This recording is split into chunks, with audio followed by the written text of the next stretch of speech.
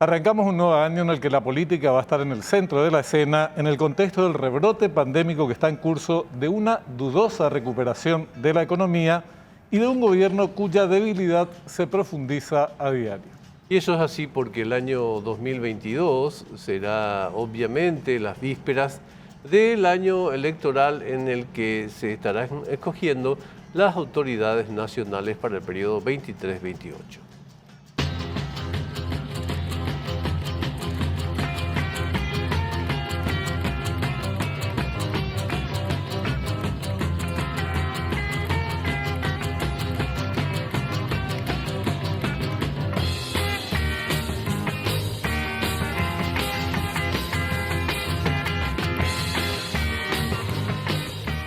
¿Cómo están? Tengan ustedes muy buenas noches. Nuestros deseos de que este año sea mejor que el anterior. Bienvenidos a Fuego Cruzado. ¿Qué tal? ¿Cómo está, Augusto? Bien, feliz Navidad, feliz Año Nuevo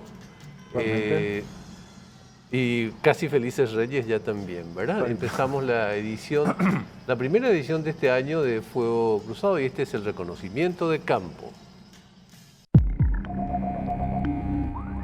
A Mario Abdo Benítez le quedan 2 últimos años de mandato. Si bien este y el próximo están marcados por el calendario de elecciones, el desafío consistirá en que ni las internas ni las generales influyan en la gestión de gobierno.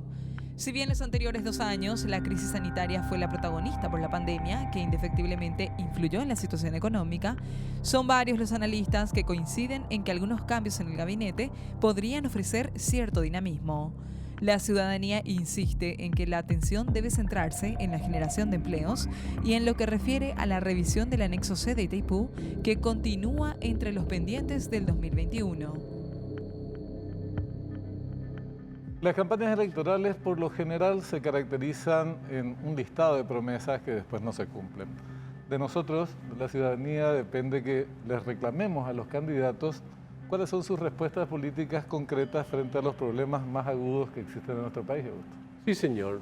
Y para conversar del tema estaremos con un invitado cuya ficha es la siguiente.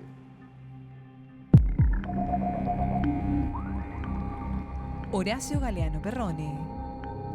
Abogado, notario y escribano público, máster en Defensa Nacional, Ciencias Políticas, Planificación y Conducción Estratégica Nacional. Ocupó varios cargos en distintos ministerios en años anteriores. Horacio Galeano, ¿qué tal? ¿Cómo estás? Buenas noches. Gracias por venir al primer programa de Fuego Cruzado. Un honor para mí compartir con los dos en el primer programa. Muy buenas noches y reitero mi agradecimiento. Gracias, Horacio. No podemos empezar el programa sin recordar que en la fecha falleció una figura importantísima en la historia de la Iglesia en Paraguay, un nítido luchador contra la dictadura, el padre Francisco de Pablo Oliva. ¿Alguna reflexión sobre esa vida antes de empezar, aprovechando tu presencia? Sí, yo lo conocí joven a él, cuando en la época que él hacía unas famosas misas en el Cristo Rey, misa a gogó, que le llamaban, que era una misa cantada en Cristo Rey, y que era una misa que, bueno, pues se suspendió por su expulsión y lo reemplazó Munarri. De aquella época, y creo que el padre Oliva queda en el recuerdo, fue un sacerdote jesuita muy comprometido con los pobres, vivía extremadamente y creo que justificó plenamente cualquier sector de la izquierda o de la derecha donde se lo mire, es un hombre que vivió para los pobres y vivió pobremente, así que yo también rindo mi homenaje a aquella cuando éramos jóvenes y íbamos a escuchar sus queridas misas Hugo, acorralada por la policía. Mis pésames para la Compañía Jesuita del Paraguay. En el tema del oviedismo también cumplió un papel muy activo en la Semana Trágica en particular.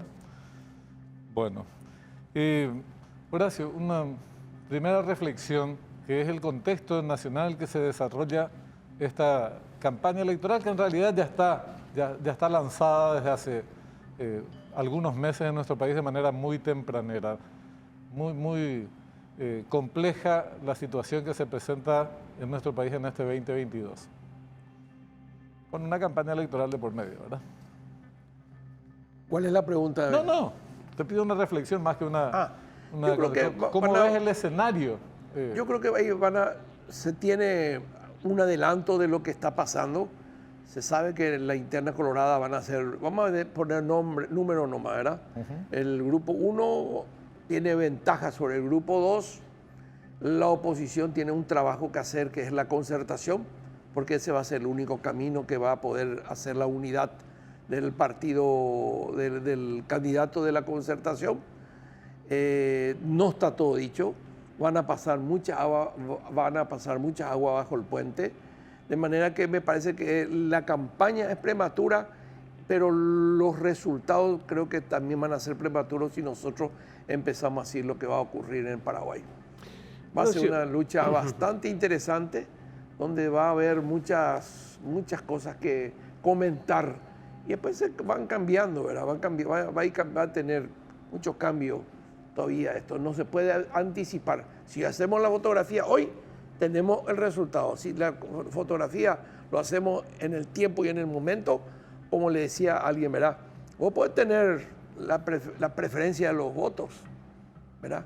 Pero no tener, te falta dos cosas, que es la estructura política y que es la estructura económica. Si no tenés esas dos cosas, creo que el que analiza la política no entiende política. Este año, al 2021, se incorporaron 834.000 jóvenes al padrón electoral. Acabas de responder a esta pregunta que yo te quería hacer, pero valga para profundizar. ¿Crees que el voto joven va a ser preponderante o como siempre se anheló y no lo fue, pero crees que el voto joven va a ser preponderante esta vez o van a seguir ganando los aparatos partidarios? Yo creo, tengo que ser pesimista en este sentido, creo que los aparatos partidarios, los jóvenes no tienen mucho compromiso, tienen otras prioridades, absolutamente otras prioridades. No es como en la sociedad chilena, por ejemplo, donde sus prioridades son otras, porque tiene una clase media buena, o la prioridad que tiene la sociedad uruguaya, o mismo la sociedad argentina. El joven paraguayo, a quien estimo mucho, y entre ellos están mis nietos, mis hijos, no tiene mucho compromiso con la política, o por lo menos no logramos que los jóvenes se incorporen como un compromiso. Cuando ves si esos 850.000 se comprometieran, cambiaría absolutamente todo el mapa político paraguayo, pero no se comprometen. Tienen otras prioridades, vivimos en una sociedad con otras prioridades que son la fiesta, son la forma de pensar, la forma de actuar, pero de cualquier forma, si alguien viene y puede hacer una captación de todo ese potencial de los jóvenes, que son miles, son millones, y son la mayoría hoy, sí, pero yo no le veo yo creo que los aparatos y el dinero, y el aparato está sostenido por el dinero. Es crudo decir, por el programa se llama Fuego Cruzado. Para los partidos de nuestro país, este es un fenómeno bastante extendido en el continente y que se manifiesta también en las elecciones, están muy desconectados de la sociedad, a la que le involucran cuando ya se está en vísperas casi de las elecciones, la entusiasman de una u otra manera. Pero no es, en nuestro país hay mucha diferencia con respecto a estos casos que señalabas, Uruguay, Chile, mismo Argentina o Brasil, en donde forma parte la disputa electoral de disputas políticas previas entre las distintas fuerzas. Acá no existe, y ahora arranca un proceso electoral, ya arrancó, mejor dicho, un proceso electoral, y en el fondo no hay disputas de modelos. O sea, ¿qué es lo que se disputa? ¿Qué es lo que se va a disputar en estas elecciones, en las próximas elecciones generales, que todavía falta 1 año y 4 meses, por cierto? Aparte, muy estrecho el discurso de los que ya están lanzados, especialmente del número 2, del número 2 para no decir persona, ¿verdad? Es muy estrecho el fundamento, es decir, por ejemplo, que tal candidato depende de fulano de tal o depende de esto, no es argumento para conmoverle a los jóvenes. Hay que ver qué es lo que le va a conmover a los jóvenes, ¿verdad? Si es la música, pero yo no le veo a ellos conmovidos absolutamente. Enseñé hasta hace poco en la Facultad de Ciencias Políticas en una universidad del interior y acá en la Universidad Nacional, le veo muy poco entusiasmado a los jóvenes. Hay un grupito de gente, sí, y hay que reconocer que hay grupos, no le va a gustar escuchar a la gente. Por ejemplo, los sectores de izquierda han crecido. No sé si como cuadro, pero hay unos focos, unos bolsones de izquierda en el Paraguay que van a ser significativos para el momento de la concertación, claro, y para el momento de las elecciones. Igual, Horacio y Benjamín, los que definen, los que ganan y los que participan en las elecciones no siempre son cuadros, claro, no siempre son militantes, son personas que por algún momento se sintieron motivados y justamente dentro de eso, no como una controversia lo que dijiste, sino al contrario como una complementación, anoté esto. Vos decías que los partidos están desconectados de la sociedad, eso es así, pero al mismo tiempo están conectados a el clientelismo que hace que tengan ese voto básico que les sirve para las elecciones. El problema es que tienen un brote en los momentos electorales. Claro. Ahora, el problema es cómo crecemos con eso, y crecemos poco, evidentemente, desde el punto de vista del debate cívico, que es lo que falta, evidentemente, Horacio. No, y después hay que reconocer también la realidad. Vamos a poner un pueblo, ya veré, discúlpenme, voy a poner solamente como ejemplo. Ese señor sabe perfectamente bien que si mañana quiere la ambulancia del centro de salud, si mañana quiere meterle a su hija como maestra en el colegio, o quiere tener alguna preponderancia en las instituciones educativas, él a lo mejor no está ni convencido. Yo estoy seguro que no está convencido. Tuve el privilegio de recorrer muchas veces este país. La gente está más, y acá se produce una paradoja. Cuando más mal económicamente estamos, más dependemos del aparato que nos puede subsidiar o resolver algún problema. La gente no piensa. Hay un trabajo muy antiguo que creo que van a conocer, que se republicó en la revista de Sociología hace unos 40 y pico años, de Byron Nichols. Hizo un trabajo muy interesante sobre el Paraguay, sobre la dependencia que el paraguayo tiene con estos elementos prebendarios. Es decir, si yo vivo en el barrio San Felipe, ¿cuál es el motivo que yo voy a votar por Horacio Galeano Perrone si yo tengo que resolver mis problemas de necesidades urgentes en ese momento? Y vos no puedes decir, somos unos vendidos. Somos pobres, mi hermano querido. Y esa es una realidad que la gente no quiere entender. Por lo tanto, yo sigo confiando. Hoy, si vos me decís, apuesto por los aparatos partidarios y creo en la conciencia de la gente, pero vos haces una convocatoria a gusto. Haces una convocatoria de cualquier naturaleza. No se va nadie. Todos son guapos en las redes. Por eso, todo lo que hubieran hablado en las redes, si hubieran ido a una manifestación, la situación hubiera ocurrido. Creo que los dos, y Benjamín sé que estuvo en la Argentina, el bonaerense, el Gran Buenos Aires, vive en la calle. Él tiene su bandera en el bolsillo, sale, hace una manifestación, no le cuesta un peso al que hace una convocatoria de 400.000, 500.000 personas. Algunas cositas sí puede ser que cueste, pero para hacer una convocatoria de 400.000, 500.000 personas en Asunción, vos tenés que romperte el lomo, tenés que tener el aparato y tenés que pagar. Y no lo vas a lograr por algo. Y no vas a lograr. Yo también, solamente para precisar que no haya confusión, primero que reivindico el sistema de partidos políticos, me parece que es uno de los pilares fundamentales de la democracia. Ahora, los partidos políticos no están conectados con la sociedad en lo que respecta a los problemas fundamentales del país. De hecho, que no debaten. No debate. Itaipú, pandemia, recuperación de la economía. Estamos hablando de clase media, media alta, que más interesada en estos temas de manera más con cierta atención mayor, digamos. Después tenés con la juventud el tema del primer trabajo, de la educación, de la primera vivienda. Entonces, ¿cómo se debaten o por qué no se debaten estos problemas? Si después vamos a una cuestión más de fondo, a diferencia de la discusión en Argentina, de Chile, de Brasil, de Perú, tenías modelos distintos, en algunos casos hasta antagónicos, pero dentro del sistema capitalista, que decían, esta es la alternativa para resolver estos problemas, y otros decían, no, esta es la alternativa para resolver esos problemas. Ese discurso nunca estuvo, Benjamín, vos sos militante de la política también, un gran periodista, pues no fue nunca el debate en el Paraguay. Nunca. Yo recuerdo que Mauricio Schwarman hizo una recopilación, el finado Mauricio Schwarman, para mí el más grande politólogo que tuvo este país, desde el punto de vista científico, y hizo 30 entrevistas que preparó Pepa Kostianowski, 30 entrevistas. Y ahí habló Edgar Ifrán, habló Epifanio Méndez, hablaron grandes hombres de primer nivel. Pero la pieza fundamental de esa entrevista era la entrevista que se le había hecho a Mauricio Schwarman, que explicó perfectamente, acá hay algo, vos te vas a una reunión social, Benja, y en un ratito te dice, vení para Augusto, vení para Horacio, pero cuando se dio cuenta que la conversación se hizo densa y profunda, la gente no le interesa. La gente quiere el chismerío, que me perdonen, pero quiere el chismerío, quiere el viroreí. Pero cuando vos entras en una cuestión delicada, por ejemplo, mira, el crimen organizado es una amenaza para la sociedad paraguaya, ya se levantaron 2 o 3, no quieren profundizar la gente.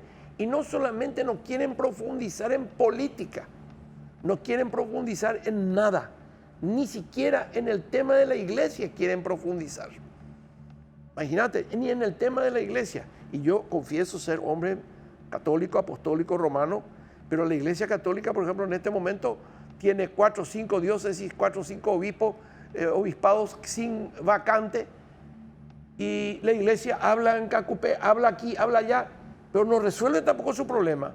Y la Iglesia no tiene una línea para decir, bueno, esta es nuestra línea de pensamiento con respecto a los grandes problemas del Paraguay. Tenemos un problema de la tierra, tenemos el problema de la desocupación.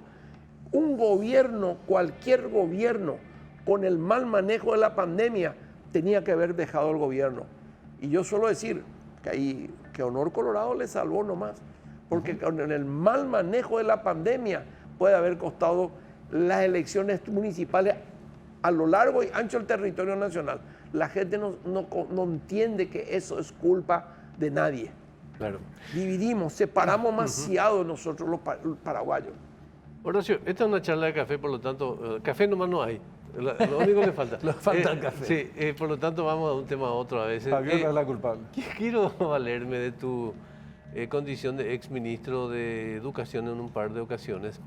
En algún momento, y va conectado con esto que hablamos, en algún momento te preguntaste por qué razón o circunstancia se levantaron estas cátedras de educación cívica, de lógica y compañía, que ayudaban tanto, digamos, a forjar un pensamiento de la escuela secundaria. Bueno, eso cuando yo ya llegué, cuando nosotros llegamos al Ministerio de Educación después del 2 y 3 de febrero, yo llegué como entonces se llamaba el viceministro subsecretario de Estado de Educación.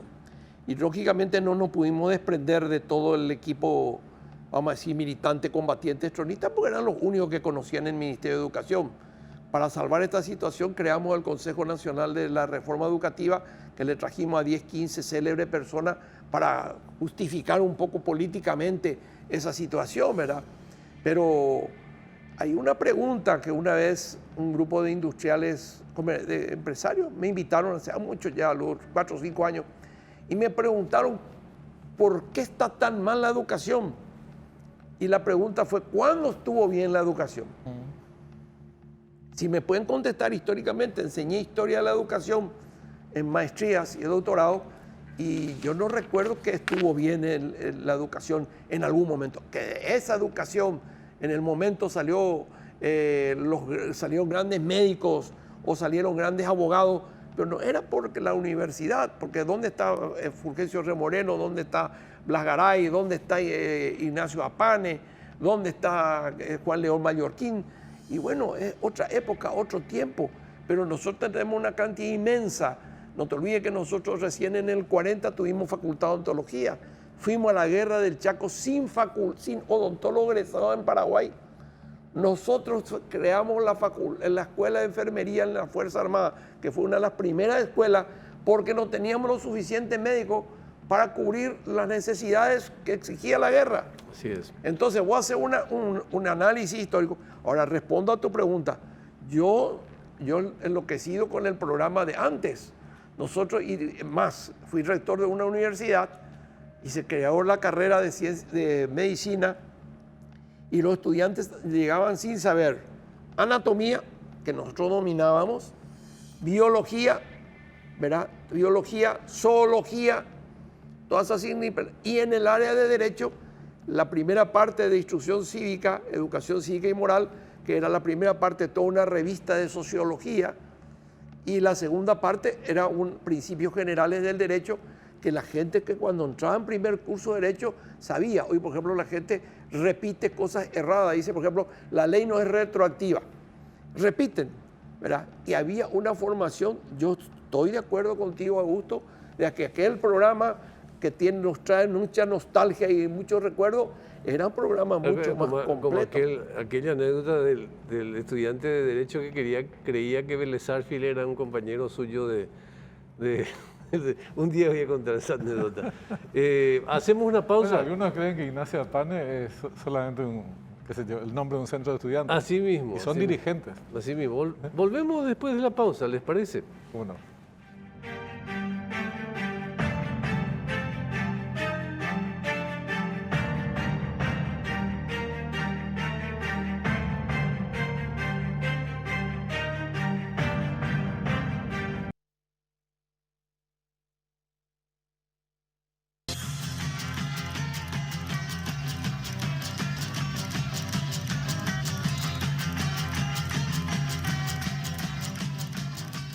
Bueno, esta noche una charla con Horacio Galeano Perrón en temas diversos, entre ellos, por supuesto, la política, Benjamín. Sí, y hay un tema que yo creo que a todos nos atrae un poco más en cuanto a interés, por lo menos en algunas capas sociales de nuestro país, que es ¿qué podemos esperar del 2022 con un gobierno que ya se está retirando, que nunca se caracterizó por ser muy de liderar los procesos? El tema Itaipú, la pandemia, la situación económica, la pobreza. Si este 2022, si tuvieras que decir, mira, se va a caracterizar por esto o por aquello, yo sé que no tenés la bola de cristal, obviamente, pero ¿cuáles serían los elementos dominantes? Yo creo que una de las características de Mario Abdo Benítez es, él no venía con ninguna experiencia, yo suelo decir que es importante para un estadista haber ocupado distintos lugares, ser director de un departamento, subsecretario de Estado, ministro, para tener cómo funciona la naturaleza del poder. En otro lugar hay traslados, cambios, para que vos vayas conociendo todo el espectro. Él vino llegando, hizo un buen papel como senador y algo habrá hecho, porque no se puede ser presidente por el azar, ¿verdad? Cayó bien, tuvo la suerte de ser presidente de la República. Pero él es una persona que se caracteriza por el statu quo. De manera que a tu pregunta, yo te digo, no vaya a esperar muchos cambios. Los grandes desafíos que tiene en este momento, que son palpitantes, que es la inseguridad. Por ejemplo, él no tiene respuesta para la inseguridad. Absolutamente no tiene respuesta para la inseguridad y no tiene respuesta para otras cosas. Con todo respeto, las 17 cárceles o establecimientos penitenciarios son 17 bombas de tiempo que pueden reventar en cualquier momento, y ahí sí va a cambiar la historia de la política paraguaya. Ahí sí va a cambiar la historia de la política paraguaya. Entonces hay que mantener todo en el freezer, que es una forma también de gobernar.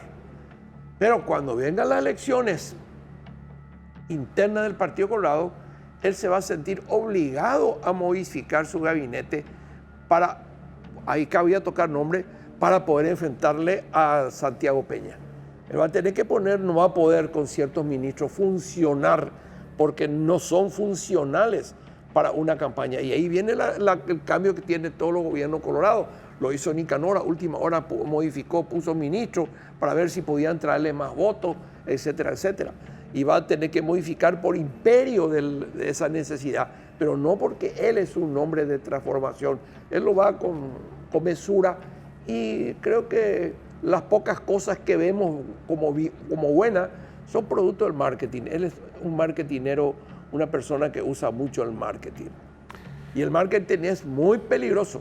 Decía con algunos amigos, ¿verdad? El marketing es como el comino y como la pimienta, que a la larga te afecta los órganos, las vísceras, cuando vos consumís demasiado. Yo no veo absolutamente no tengo ni una esperanza. Lo que va a modificar sí es la elección interna del Partido Colorado, porque esas elecciones van a ser fuertes. Eso va a obligarle a él a modificar unas cuestiones que va a tener que dejarse orientar para poder ganar las elecciones. Horacio, hablabas del tema penitenciario y evidentemente eso es así. Cuando decís vos que allí hay una bomba de tiempo, que eso puede generar una situación de conmoción, ¿podés pintarnos un poco de ese escenario, por favor?